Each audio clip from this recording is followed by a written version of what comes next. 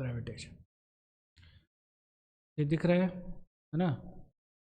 हम लोग देखिए, हम लोग क्या है, हम लोग यहाँ पे हैं, छोटू सा है कि नहीं। अर्थ कितना छोटू सा है, अर्थ में भी हम लोग बहुत छोटू सा है कि नहीं। इसीलिए विनम्र होना चाहिए। अच्छा तो चलिए, ग्रेविटेशन तो किसने इन्वेंट किया, लॉ ऑफ ग्रेविटेशन, जल्दी से। कौन साइंटिस्ट थे? सर आइजैक, ठीक है। यस और नो? एक्चुअली उन्होंने इन्वेंट नहीं किया था, उन्होंने डिस्कवर किया था। इन्वेंट किसने किया है? भगवान जी ने इन्वेंट किया है, भगवद गीता में लिखा हुआ है। I enter into each planet and by my energy they stay in orbit काम अविश्य च भूतानी धारयामि अहम ओजस। ठीक है। तो न्यूटन ने लेकिन डिस्कवर किया, और न्यूटन ने ये ऑब्जर्व किया कि ऐसा लॉ नेचर में प्रेजेंट है। ये लॉ नेचर में, जब नेचर बना था उसी समय से प्रेजेंट है, ठीक है। ये लॉ क्या बोलता है? ग्रेविटेशन लॉ बोलता है कि जब दो मासेस हैं m1 एंड m2, तो दोनों के बीच में फोर्सेस कैसे होंगे? Gm1 m2 बटे r²। क्लियर है क्या? ऐसा no?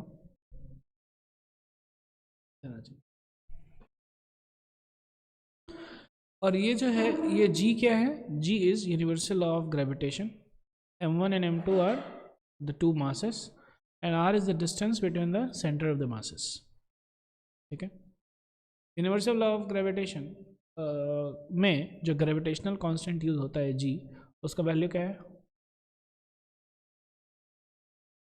6.67 into 10⁻11 Newton metre square पर कूलम, सॉरी पर kg स्क्वायर। ठीक है। ध्यान से अगर देखेंगे तो बहुत छोटा है, 10⁻11, क्वाइट स्मॉल ना। वेक्टर फॉर्म में न्यूटन्स लॉ ऑफ ग्रेविटेशन को यहाँ पे दिया हुआ है ना। वेक्टर फॉर्म में क्या होगा कि बेसिकली ये जो फोर्स लग रहा है ना, इधर यूनिट वेक्टर अप्लाई कर दीजिए तो will get an vector form. ठीक है। यूनिट वेक्टर देखिए यहाँ पे अप्लाई किया हुआ है, R12 है ना, कैप यूनिट वेक्टर। और अगर ध्यान से देखा जाए, ये F1 और F2 दोनों अपोजिट है और दोनों नेगेटिव है एक दूसरे के। ठीक है। तो F1 का नेगेटिव है F2, F2 का नेगेटिव है F1। क्लियर है क्या?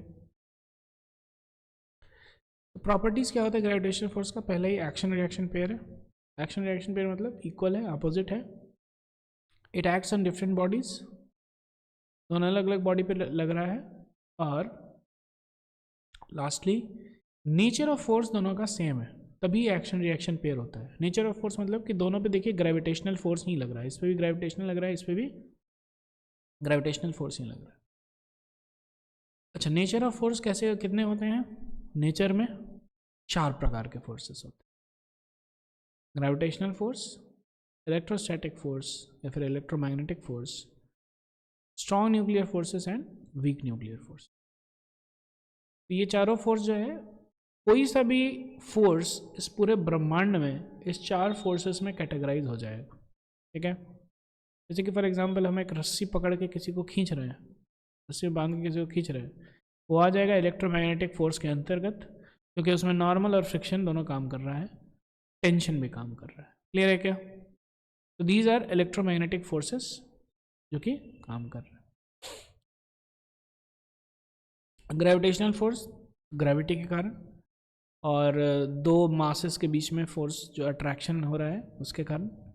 स्ट्रॉन्ग न्यूक्लियर फोर्स, 2 मास के बीच में अट्रैक्शन होता है, that is gravitational force actually, जो हम लोग अभी पढ़े। क्लियर है क्या? ठीक है। फिर स्ट्रॉन्ग न्यूक्लियर फोर्स होता है, एक्चुअली प्रोटॉन और प्रोटॉन एक न्यूक्लियस के अंदर बंद रहता है। प्रोटॉन और प्रोटॉन बहुत पास में रहता है, क्योंकि न्यूक्लियस का साइज जो है बहुत ही कम है, 10⁻15 मीटर होता है रेडियस। तो प्रोटॉन और प्रोटॉन बीच में रिपल्शन तो होगा ना, लेकिन तब भी रिपेल नहीं करता है एक दूसरे को, क्योंकि they are held by strong nuclear forces.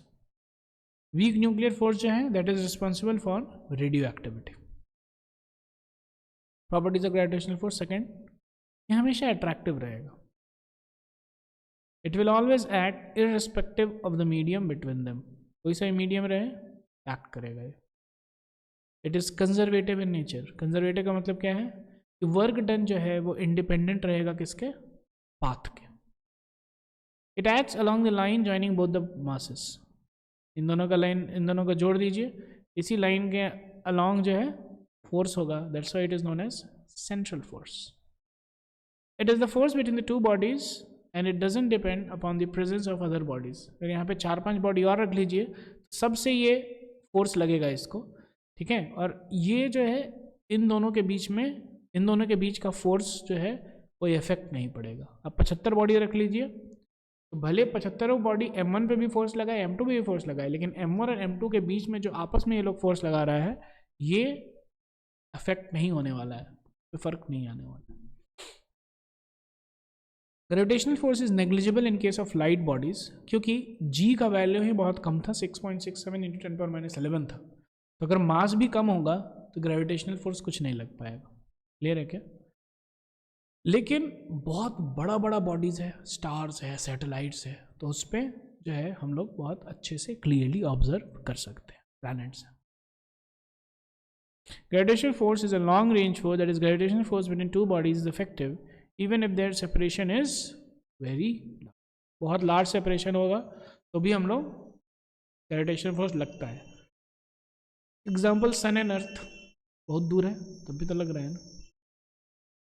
यहाँ पे एक क्वेश्चन है, 2 particles mass 1 kg and 4 kg at pressure separation of 50 centimetre, तो इन दोनों में कितना फोर्स लगेगा? तो G m1 m2 बटे r², m1 हो गया 1 kg, m2 हो गया 4 kg, r हो गया 50 सेंटीमीटर करके हम लोग निकाल लेंगे। फोर्स लग गया, अब डिवाइडेड बाय मास 1, पहला मास डिवाइड कर दीजिए तो एक्सेलरेशन 1 आ जाएगा, दूसरा मास कर दीजिए तो एक्सेलरेशन 2 आ जाएगा। Principle of superposition. The force exerted by a particle or other particle remains unaffected by the presence of the other nearby particles in space, जो कि हम पहले बोले थे। ठीक है, ये सब कुछ नीट और जेई के एग्जांपल्स हैं। ये वाला ऑलरेडी मैंने एक वीडियो किया है और है, ये सारे एग्जांपल्स हैं। आपने देखा है क्या? नहीं देखा है तो देख लीजिए। नेक्स्ट आगे बढ़ते हैं थ्योरी।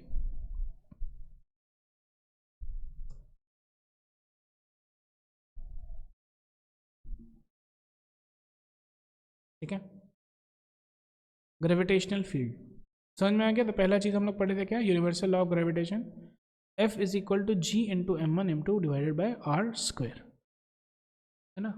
और उसके बहुत सारे प्रॉपर्टीज़ हैं जो कि हम लोगों ने देखा। अब हम लोग पढ़ रहे हैं ग्रेविटेशनल फील्ड। तो हाँ, 2 प्रकार के फोर्सेस होते हैं, एक नॉन कॉन्टैक्ट फोर्स और एक contact force. Non contact force का मतलब क्या है?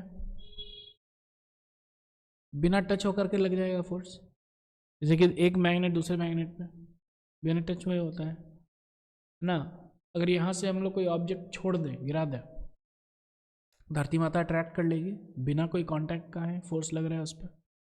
और इवन 2 चार्ज के बीच में भी फोर्स होता है। इलेक्ट्रोस्टैटिक, मैग्नेटिक और ग्रेविटेशनल, ये तीनों जो है नॉन कॉन्टैक्ट फोर्स के अंतर्गत आता है, के कैटेगरी के अंदर आता है। कॉन्टैक्ट फोर्स मतलब कि बहुत सारा चीज़ें हैं जो कॉन्टैक्ट फोर्स के अंदर आता है ना। टेंशन हो गया, स्प्रिंग फोर्स हो गया, नॉर्मल हो गया, फ्रिक्शन हो गया, है ना। ये सारा चीज़ जो है कॉन्टैक्ट फोर्स के अंदर आएगा। जब तक कॉन्टैक्ट नहीं है तब तक ये फोर्स नहीं लग सकता है। Applied force, spring force, drag force, frictional force, normal force etcetera. ठीक है, तो नॉन कॉन्टैक्ट फोर्स जो है ये सबसे ज़्यादा। तो अब कोई आदमी सोचेगा भैया ये नॉन कॉन्टैक्ट फोर्स जो है, बिना कॉन्टैक्ट के, बिना टच किए कैसे ये फोर्स लगा रहा है ना, कैसे लगा रहा है? तो ये होता है फील्ड के कारण। किसके कारण? फील्ड के कारण। ठीक है, इलेक्ट्रिक फील्ड, मैग्नेटिक फील्ड और ग्रेविटेशनल फील्ड। ठीक है, अब वो फील्ड के बारे में हम लोग पढ़ने वाले हैं। ठीक है, तो बेसिकली अब देखिए ध्यान से, आप m1 को रख दिए, क्या रख दिए? m1 को, या फिर आप चार्ज को रख दिए, क्या रख दिए? या फिर आप मैग्नेट को रख दिए, क्या रख दिए? मैग्नेट। जब आप चार्ज को रखोगे तो चार्ज जो है अपने तरफ ऐसा ऐसा, अपने चारों तरफ ऐसा फील्ड जनरेट कर देगा। जब मैग्नेट को रखोगे ऐसा तो अपने मैग्नेट अपने चारों तरफ फील्ड जनरेट कर देगा। तो इसीलिए अगर यहाँ पे कंपास लाइएगा तो ऐसे पॉइंट करेगा, यहाँ पे लाइएगा कंपास इधर पॉइंट करेगा, यहाँ पे लाइएगा तो इधर पॉइंट करेगा। समझ में आ रहा है? तो जो है ये तीनों जो है अपने चारों तरफ फील्ड जनरेट कर देते हैं। तो वैसे ही हमने m1 को रखा, m1 ने क्या किया? अपने चारों तरफ एक फील्ड जनरेट की, उस फील्ड का वैल्यू क्या है, GM1 divided by R square. Clear है, यस और नो? GM1 बाय स्क्वायर, ये हो गया फील्ड। ठीक है, अब उस फील्ड में R दूरी पे आता है एक मास M2। क्लियर है क्या? तो इस M2 पे जो फोर्स लगेगा वो हो जाएगा E इंटू F2। क्या हो जाएगा? बेसिकली E इंटू F2 कीजिएगा तो वही हो जाएगा ना, GM1 M2 बटे R स्क्वायर। क्लियर है क्या? तो ये this is actually what is happening. मैंने एक M1 रखा था, M1 के कारण फील्ड था, और उस फील्ड में मैंने M2 को लाया, तब M2 पे फोर्स लग गया GM1 M2 बटे R स्क्वायर। क्लियर है ना? तो फोर्स जो हो जाएगा वो हो जाएगा M2 इंटू E। तो वैसे ही जो कोई भी मास है तो वो अपने चारों तरफ जो है क्या करेगा, फील्ड जनरेट करेगा। ठीक है, अब देखिए ध्यान से ना, अर्थ है, अर्थ के चारों तरफ जो है कहीं पे भी बहुत जगह लोग रहते हैं। ठीक है, इक्वेटर पे भी रहते हैं, इवन पोल्स पे भी जो है आसपास रहते हैं लोग।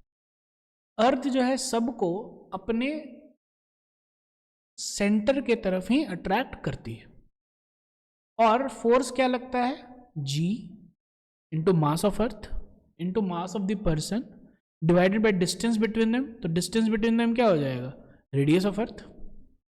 वही यहां पे लिखा हुआ है, दिख रहा है क्या ऐसा? ठीक है, अब जो है इस आदमी पे एक्सेलरेशन कितना होगा, हम फोर्स से डिवाइड कर दिया, फोर्स इतना लग रहा था, कितना आ गया, GME divided by RE square आ गया। लग रहा था इतना फोर्स ना, divide by mass of person, तो इतना आ गया फोर्स। अब ये कितना है, ये अगर कैलकुलेट करेंगे हम लोग, G पुट करेंगे, मास ऑफ अर्थ का वैल्यू पुट करेंगे, रेडियस ऑफ अर्थ का, ये तो फिक्स्ड है ना ये सर, ये आ जाता है 9.8 मीटर। क्लियर है क्या? जो कि हम लोग सीधा इससे मास से मल्टीप्लाई करते हैं और सीधा mg हम लोग लिख देते हैं, जो कि वेट हो जाता है। क्लियर है क्या? अब ये g जो है वेरी करेगा। ठीक है, variation in the value of g कैसे? क्योंकि radius of earth along equator थोड़ा सा ज़्यादा होता है, पोल पे कम होता है, तो इसीलिए रेडियस इक्वेटर वाला ज़्यादा है ना, तो डिनोमिनेटर ज़्यादा है, तो इसीलिए जो acceleration due to gravity on equator होगा वो कम होगा, और acceleration due to gravity at poles ज़्यादा होगा, क्योंकि पोल्स जो है ज़्यादा करीब है। क्लियर है क्या? इससे उतना भी ज़्यादा फर्क नहीं है, लेकिन हाँ तब भी अलग अलग है। क्लियर है क्या? ठीक है, तो वेट मैक्सिमम एट पोल्स हमको दिखेगा। Variation in the value of G, second चीज, at a height h above the earth surface, अगर अर्थ के सरफेस से हम लोग ऊपर जा रहे हैं तो, अरे समझ में? तो यहां पे देखिए हम लोग फोर्स को लिख सकते हैं क्या, G mass of earth, GM1 M2 बटे R स्क्वायर था ना, G into mass of earth into mass of into M divided by इन दोनों के बीच में डिस्टेंस देखिए क्या है, R plus H। R plus H है कि नहीं, R plus H whole square, ये लिखेंगे तो कोई दिक्कत नहीं। तो एक्सेलरेशन क्या हो जाएगा, डिवाइड M कर दीजिए, इस पर ये फोर्स लग रहा है, divide by M, GME by R plus H whole square. अब R क्या किए हम बाहर ले लिए, तो 1 plus H by R whole square. अब देखिए ध्यान से, ये GME बाय R स्क्वायर हो गया, और GME बाय R स्क्वायर छोटा जी था, एक्सेलरेशन ड्यू टू ग्रेविटी था पहले वाला, इसको ऐसे लिख दें, कोई दिक्कत नहीं। क्लियर है? अब जो है ये नीचे से इसको ऊपर लेके आ गए, तो टू द पावर -2 आ गया, सर नो। अब ये इसको हम लोग तोड़ेंगे बाइनोमियल एक्सप्रेशन में, ये ऐसे, और इसका बाइनोमियल एक्सप्रेशन एक्चुअली ऐसा रहता है। क्लियर है? अब आगे बढ़ते हैं। ठीक है, जब h बहुत छोटा है r से, तो h बाय r तो कम हो जाएगा, h/r का होल स्क्वायर तो और कम हो जाएगा, इसीलिए स्क्वायर और जो बाकी के क्यूब और टू द पावर 4 आएगा सबको नेग्लेक्ट कर दिया। जैसे कि 0.1 है तो ठीक है, 1 प्लस 0.1 कितना हो गया 1.1, लेकिन 0.1 का होल स्क्वायर कितना हो गया 0.01, तो उसको भी प्लस कीजिएगा तो 1.11 हुआ ना, ऑलमोस्ट 1.1 के ही बराबर है। क्लियर है क्या? इसीलिए ये सब को हम लोग निग्लेक्ट करते हैं। तो निग्लेक्ट जब हम लोग कर रहे हैं तो कब करते हैं, जब h is less than r। Clear है क्या? मतलब कि 320 किलोमीटर के कम रहेगा तो फिर आप आराम से निग्लेक्ट कर सकते हैं। निग्लेक्टेड, तो अब जब ये सब निग्लेक्ट कर दिए तो क्या हो जाएगा, g dash is equal to g into 1 minus 2h/r, यहीं पे ब्रैकेट हो गया, दैट्स इट। आगे समझ में कोई दिक्कत? ठीक है, लेकिन अगर h ग्रेटर देन r हो गया, ग्रेटर देन r या फिर not greater than r, like h जो है लेस देन r नहीं है, ठीक है, h is greater than 320 kilometre, that's it. ठीक है ना, तो फिर क्या हो जाएगा, तब फिर जो ओरिजिनल फॉर्मूला है उसको अप्लाई कीजिए। ये रहेगा r e plus h whole square. ये हो गया at a height h above the earth surface. तो अबव द अर्थ सरफेस क्या हो जाएगा, g dash equal to g into 1 minus 2h/r। कोई दिक्कत? Tension. At a depth d below the earth surface, नीचे, तो यहाँ पे सबसे पहला चीज हम लोग समझेंगे कि अंदर में जो मास है ना, only this is responsible for exerting force on this, है ना। अब जब डेप्थ डी में गए तो ये इतना जो मास है जो आउटसाइड है ये रिस्पॉन्सिबल नहीं होगा। क्लियर है क्या? तो इस केस में क्या हो जाएगा, फोर्स हो जाएगा g इंटू मास जो कि इनसाइड है इंटू m, हमारा m, divide by r minus D का होल स्क्वायर। ये r था तो ये r माइनस डी है। क्लियर है क्या? तो एक्सेलरेशन हो गया, ये हो गया acceleration. Mass E of inside क्या हो जाएगा अब, rho into 4/3 pi r minus D का होल क्यूब। तो मास ऑफ अर्थ इनसाइड हो जाएगा, है ना। अब देखिए basically mass of earth inside क्या होगा, rho into volume, density to volume.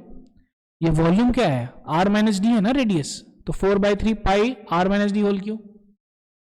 Clear है क्या? तो मास ऑफ अर्थ इनसाइड हो जाएगा, ये रो क्या है, मास of earth divided by 4/3 pi r cube, mass divided by volume into जो वॉल्यूम था अंदर, ये ऐसा आ गया। क्लियर है क्या?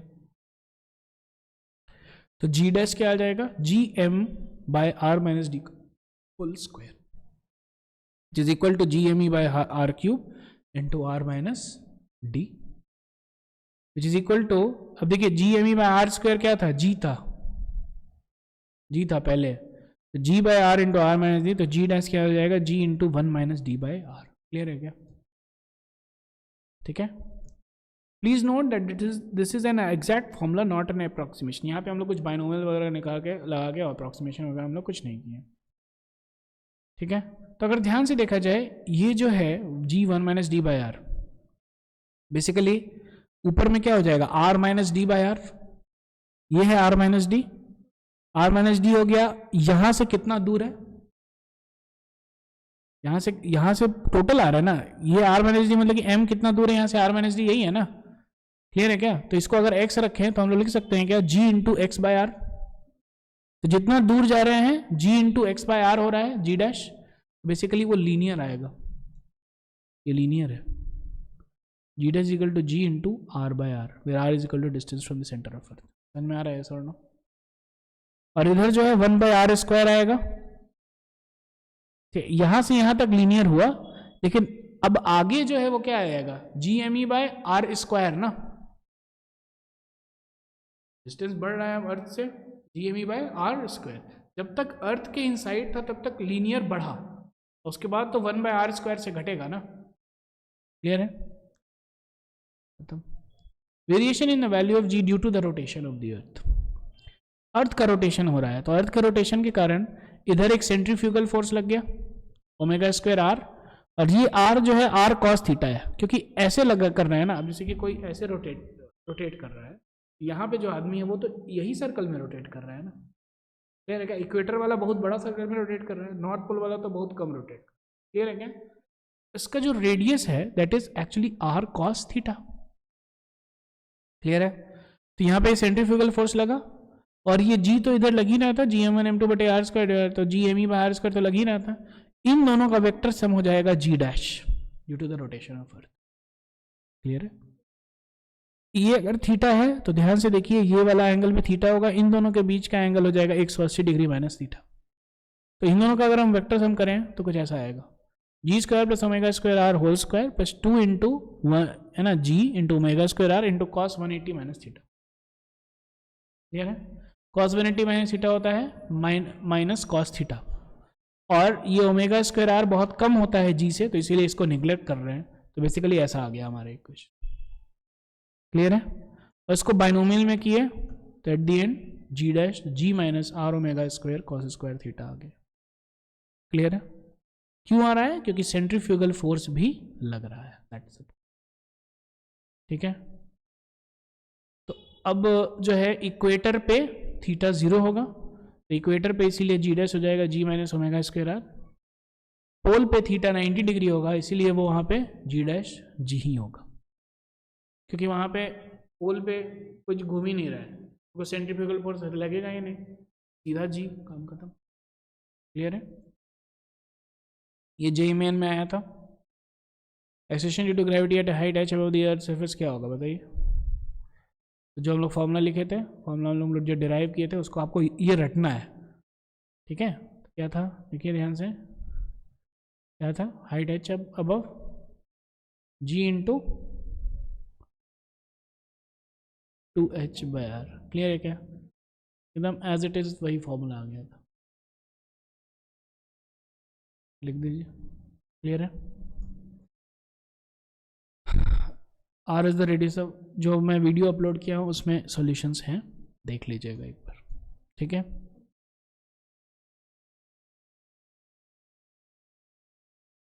ये देख लीजिएगा, फिर हम लोग कल मिलते हैं। Thank you very much.